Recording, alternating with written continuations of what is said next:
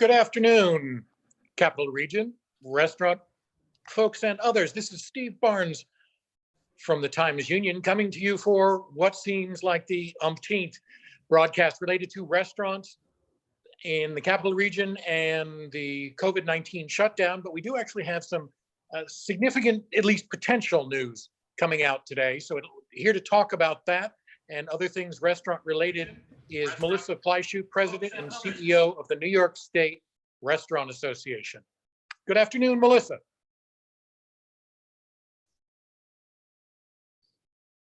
Imagine she'll be with us in just a moment. And the news, as I mentioned yesterday, for the first time, it looks like we might have a potential idea of when the economy of New York State is going to start reopening.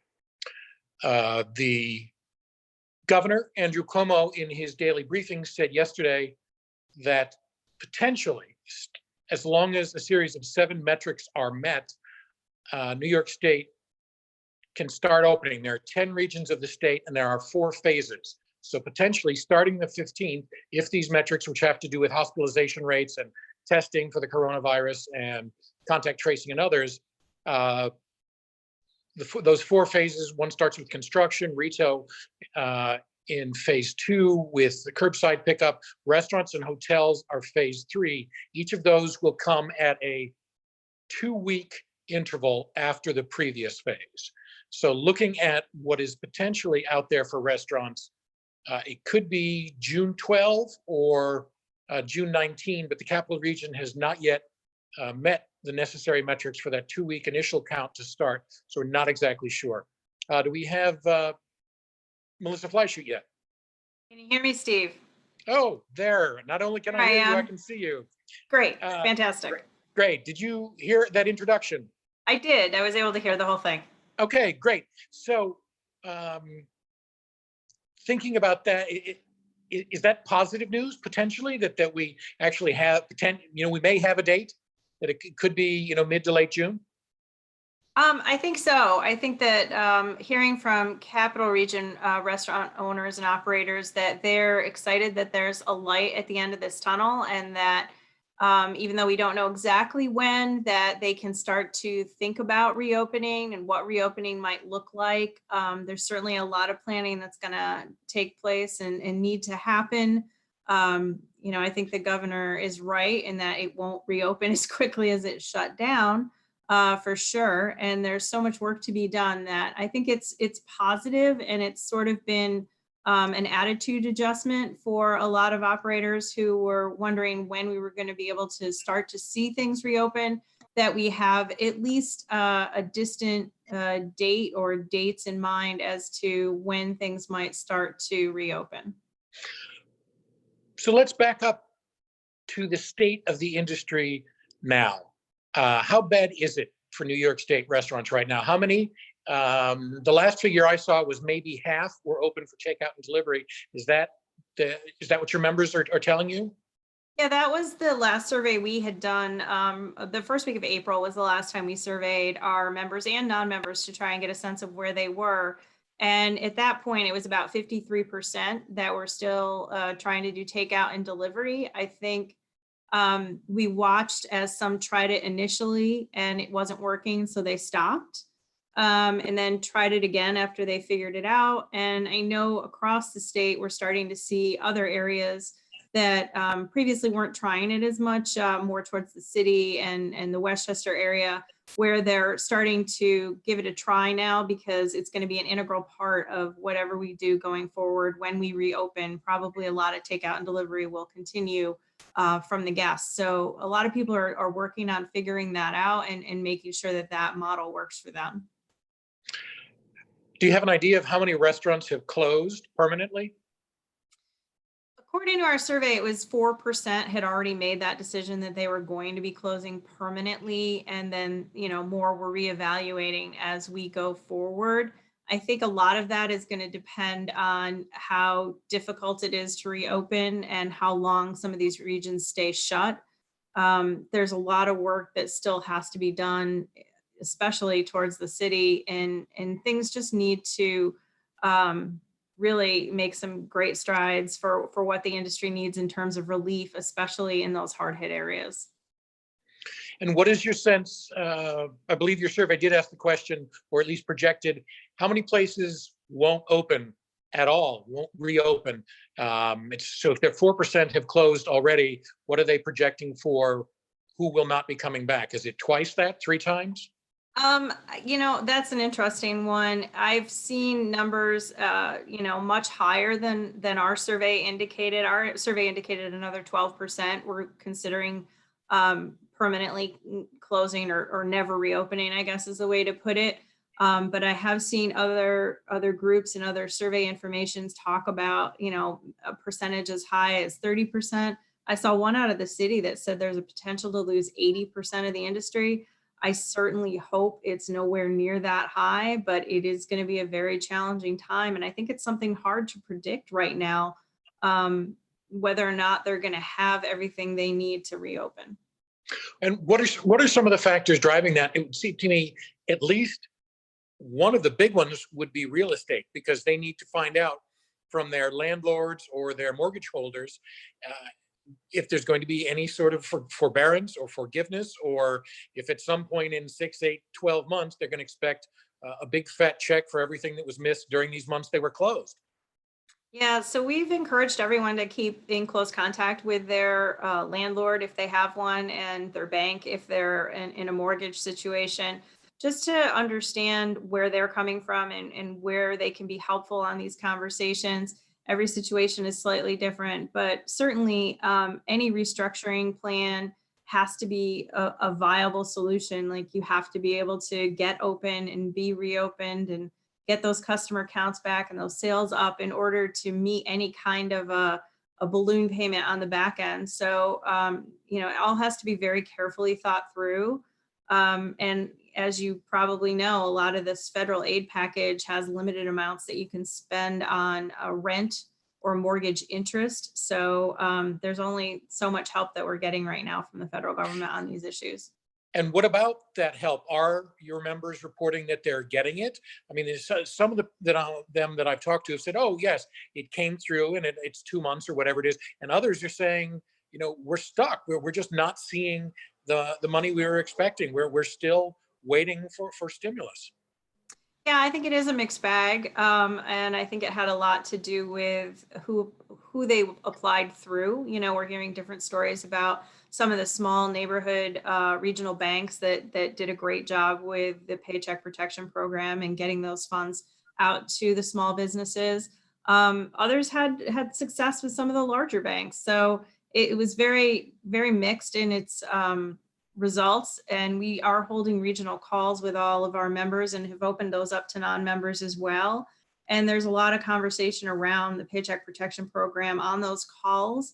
I would definitely say that we're hearing more and more small businesses did get funded through that program, but the questions still remain as to how they're going to use those funds, and is there going to be loan forgiveness based on the way they're using them so that they don't turn into a real loan and are forgiven.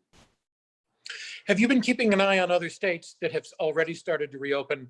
I saw stories out of Florida and Georgia and Texas, which are starting even as early as last Friday, were permitting reopening with often significant restrictions on capacity. But for instance, the Texas Restaurant Association reported that 50% of their members said, "We're not ready, we can't do it." Would you expect that may happen up here, or was the quick reopening in Texas a lesson that people could be mindful of up here about how a slower rollout may be more beneficial? So we are keeping tabs on what the other states are doing.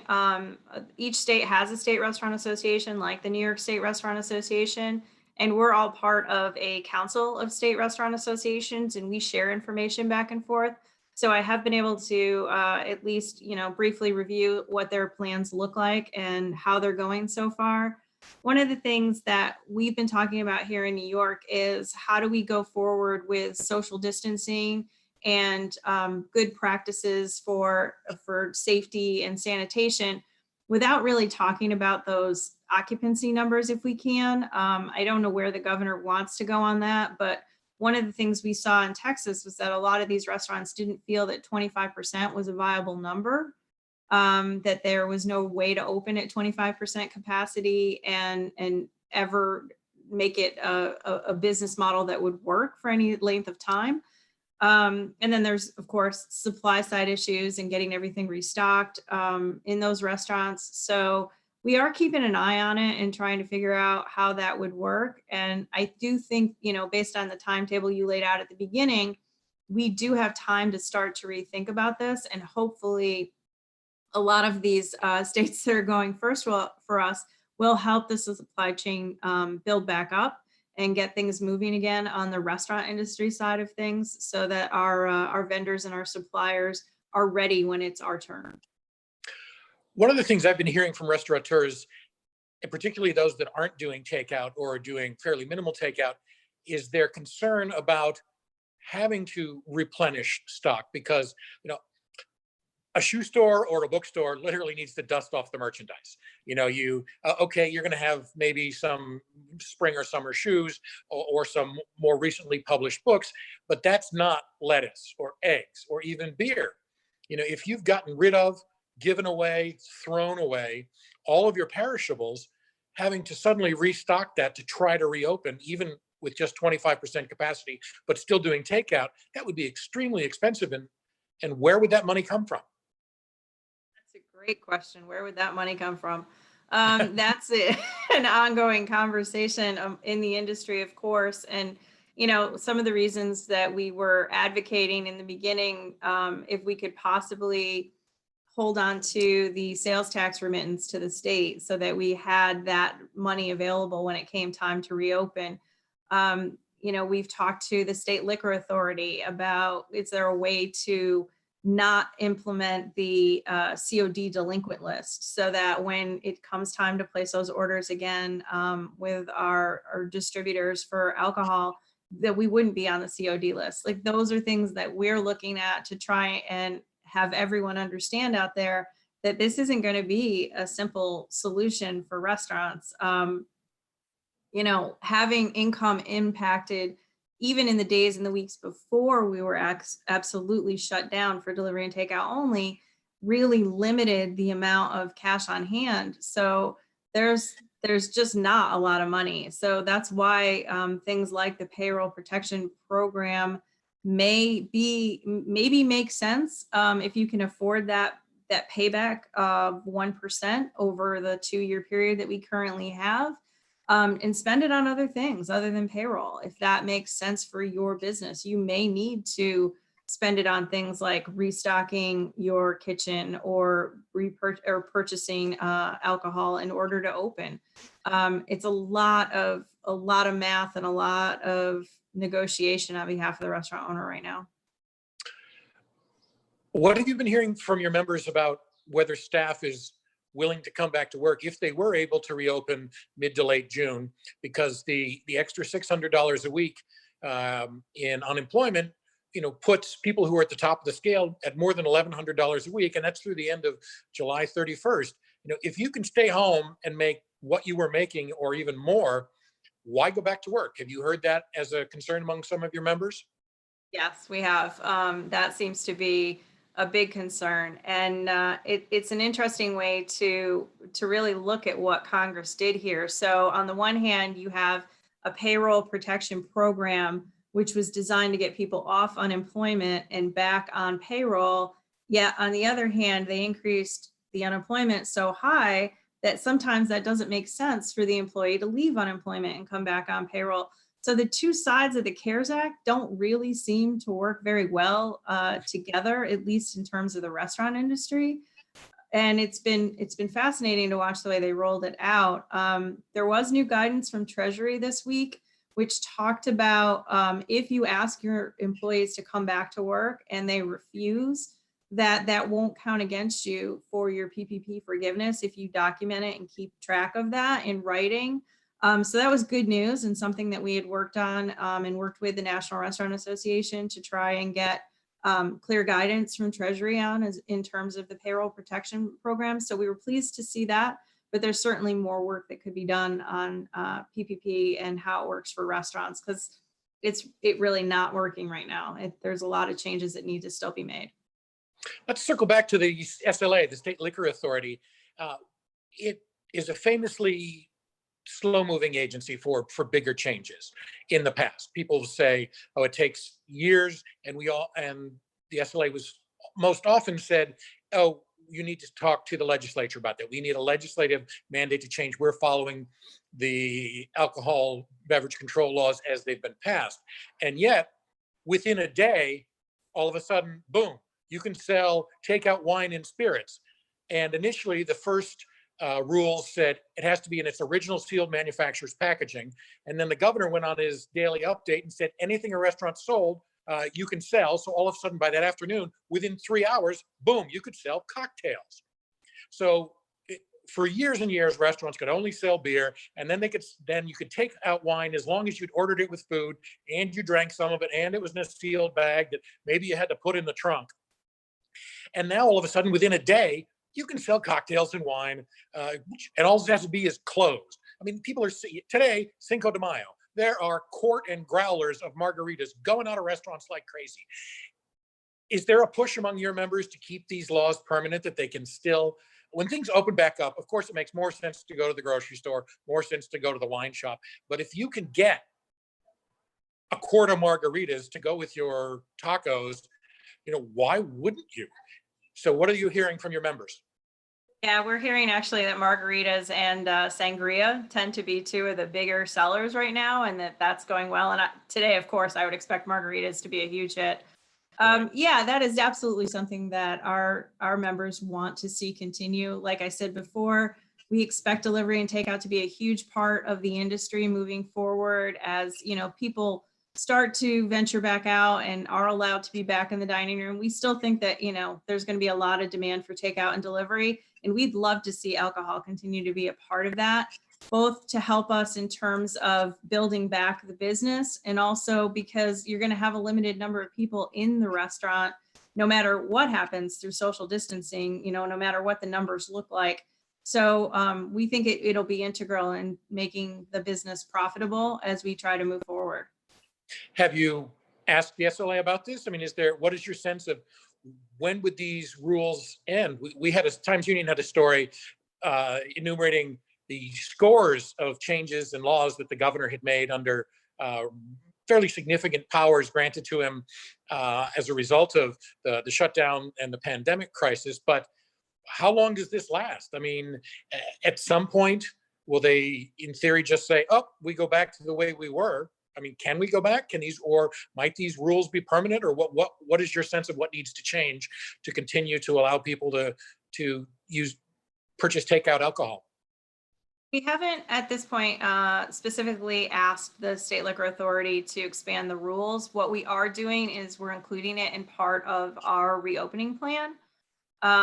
We've shared so far with the New York Forward Task Force and members of that task force the plans for reopening from the National Restaurant Association. They issued broad guidelines as to what reopening might look like. And we're including it in our plans for what we think the industry could look like reopening, and including alcohol for takeout and delivery as it continues through that time. How long it would last? I mean, I guess it depends on, is there a new normal that we get to, and when do we get there? When are we going to have full capacity at all restaurants, and all catering halls are open and bars are open, and all of our beloved sporting events and music venues and entertainment are all back to normal? I mean, when that day comes and everything's back to full capacity, then we can talk about changing it if we need to, but I don't know. I don't know when that's going to be. Would you want to go back to a restaurant that had 25% capacity and staff in masks and gloves? I mean, do you want a server coming to your table, or maybe no server that's actually taking your order, and you get a paper menu that's discarded? And is that a restaurant experience you want? It's not ideal. It's not the perfect restaurant experience. I know it's going to be difficult for those restaurants that, live and breathe guest service on a daily basis. But for me, I would go back. I'm probably not your typical consumer, but I don't think either of us are when it comes to restaurants, but yeah, I'd be happy to go back under those situations. I understand how hard restaurants work at sanitation and safety every day. And I believe that with the right, equipment and with the right social distancing guidelines and following those measures to the best of their ability, I would feel safe there. I would be okay going out to a restaurant. Maybe that's just me. Um, Everybody's going out to the grocery store and, they're doing their best to keep everybody safe. And it's weird and different and certainly a strange experience, but, you're still doing it. let's reiterate that restaurants already were clean places. Yes, we hear horror stories. Sometimes you see videos of rats running around, but for the most part, I believe this because I've been in them, and I believe you believe this. Restaurants before all this were clean places with scrupulous attention to cleanliness and scrubbing down the kitchen every night and cleaning surfaces. And they've really upped their game since this whole thing started. They are absolutely attentive to this, going over door handle. If they're still open for takeout, they're going door handles after every customer. They're deep cleaning every single day. And if they reopen, do you have any reason to believe they wouldn't even intensify further? No, and I think that goes to some of the things we talked about with taking time to reopen, right? Like it's going to be important that the staff that comes back gets trained properly and the new procedures and the new practices and is up to speed on what that means for the restaurant. Those that are doing delivery and takeout are doing it with a fraction of the staff that they're used to having. So making sure the whole staff is trained well in all these new procedures and policies that get put into place. Plus, a refresher on basic sanitation is a good idea for any restaurant at this point when they hire their staff back. I know there's free training available from the National Restaurant Association right now, and there's Serve Safe Food Handler class. And I would encourage people to take advantage of that. It's free now through May 31st. It's a great course, nationally recognized.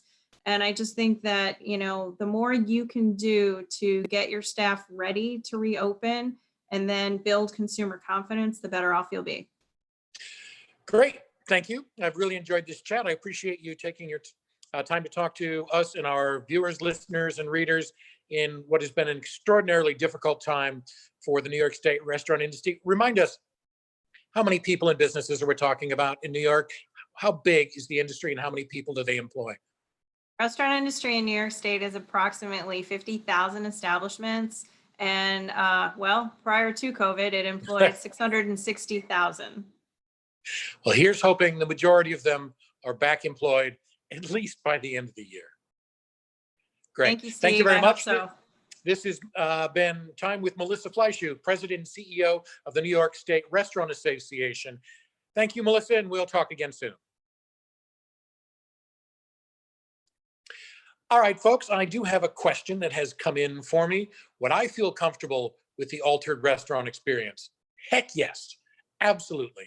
For reasons Melissa and I just went over, the restaurants that I patronize, that I enjoy, that I'm familiar with, are going to be absolutely dedicated to cleanliness, to observing the necessary social distances, because they want customers to come back. The worst thing that could happen is somebody comes back, says, I don't feel safe there.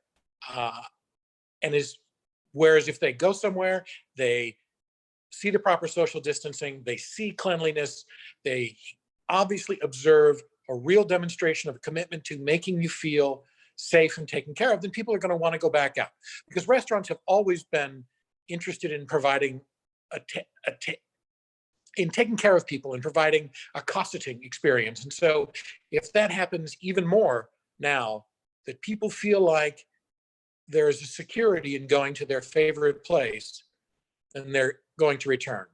And last question, what are you getting for takeout these days? Well, over the weekend, I did a sushi splurge. I had a coupon and got way more than I would normally eat for lunch, but I in my defense, hadn't eaten breakfast and did not eat dinner, and so got a whole bunch of stuff from Shogun in Albany. And I put out a display, took a picture of it, and mixed wasabi in with my soy sauce. And said, I know you're not supposed to do it, but I like it. I won't do it at a high-end place because it's considered, offensive to the chef, particularly if they've already put soy on or added wasabi to it. Well, this blew up on social media, with people insisting, do whatever you want. And, oh, I'd never do that. I did speak with the dean of Capital Region sushi masters. That would be Yasuo Sasso, who had Sasso's back in the day. People still remember Sasso. And Sasso tells me, basically with a shrug, hey, it's what customers want. If they're going to do that and it makes them happy, they can go ahead and do it. It's not the custom. I would prefer they didn't. Let me feed them, but it was Sasso's nice version of saying, well, the customer is always right. So go ahead. If you get sushi takeout and you want to mix in tons of wasabi with your soy, go ahead. This has been Steve Barnes with another edition of Table Hopping, live on Facebook for the Times Union, timesunion.com. We've also been broadcasting on Twitter and on YouTube. I will see you again next week, same time. So eat well and be well.